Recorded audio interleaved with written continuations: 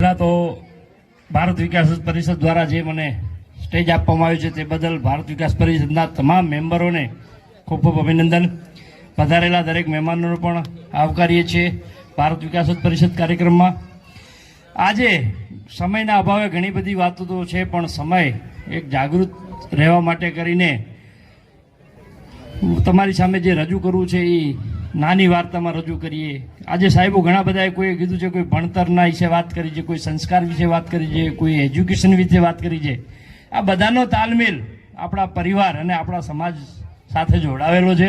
એટલે આપણે એક જ વસ્તુની વાત કરવી છે કે આજે ભણતર, જે ભણતર શબ્દ હતો એને એજ્યુકેશનમાં ફેરવી નાખ્યો છે, પણ ખરેખર ભણતર જ જરૂરી છે, એજ્યુકેશન જરૂરી નથી. એજ્યુકેશન કરતાં જો ભણતર મળી જાય તો ભવ તરી જાય. માવતર દ્વારા તરી શકો છો, માવતર તરી શકે છે, ભણતર દ્વારા ભવ તરી જાય છે. આ બેમાં ફેલ થાવ તો પરણેતર આવે છે કે પરણી જાઓ પછી તરી જાઓ છો. આ ભણતર વિશે આપણે વાત કરીએ તો તમે અને હું બધા આપણે પહેલા ધોરણમાં જે સ્ટાર્ટ કરતા, બારાક્ષરી ભણતા, કક્કો ભણતા, તો આપણે કક્કાની માતૃભાષા વિશે વાત કરીશું. કે મારા પરદાદાના 3 સંતાન અને એમના ટોટલ 18 સંતાન, મારા પરદાદાના 21 સંતાનોને સંભાળ રાખવા માટે કરીને મારા પરદાદા કહેતા કે કક્કો સારો ભણો.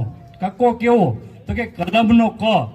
કલમ પકડો, ખડિયામાં બોલો તો તમારા ગણપતિ મંડાય. ઘર ઘર ના થાય, ત્યારે નળિયાવાળા મકાન હતા. ઘર ઘર ના થાય, છત માથે પાકી થાય, જબલા સારા પહેરી શકો, ધાનના ઢગલા થાય. આવી રીતે જો કક્કો ભણો તો છેલ્લે જ્ઞ એટલે જ્ઞાની બનો ને ક્ષ એટલે ક્ષત્રિય બનો. આજે એ એજ્યુકેશનમાં પરિવર્તન કર્યું છે. એટલે કબૂતરનો ક થઈ ગયો, ખટારાનો ખ થઈ ગયો, ગધેડાનો ગ થઈ ગયો. ઘર તો ઘરના હોય ને કાં બેંકના ને કાં ભાડાના.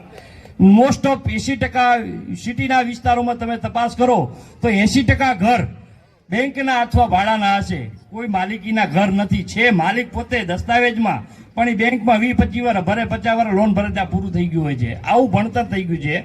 તો આપણે ખરેખર સારી રીતે આપણા બાળકોને માતૃભાષામાં પહેલું ભણતર આપીએ કે જે આપણા ઘરેથી શરૂઆત થાય છે.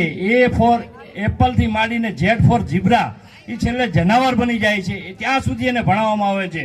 તે એના કારણે આજે આપણા વિશ્વમાં 50થી 60% પરિવારો વૃદ્ધ જે છે એકલતાનું જીવન અનુભવે છે, કે જેના ઘરમાં પૈસા છે, મિલકત છે, સમય છે, પણ એજ્યુકેશન પાછળ એટલું ગાંડું થઈ ગયું છે કે જે આજે વિશ્વની બહાર, મતલબ ભારત દેશની બહાર પણ જવું પડે છે, નોકરી માટે બહાર જવું પડે છે.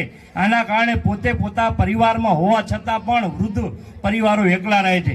તો સારું ભણતર મળે, સારું એજ્યુકેશન તો મળવાનું જ છે, પણ સારું ભણતર જેને કહેવાય આપણી ભાષામાં સંસ્કાર મળે, એવા હેતુથી સારું ભણતર આપણે ઘરેથી સ્ટાર્ટ કરી અને સારા સંસ્કાર આપીએ, એવા હેતુથી દરેક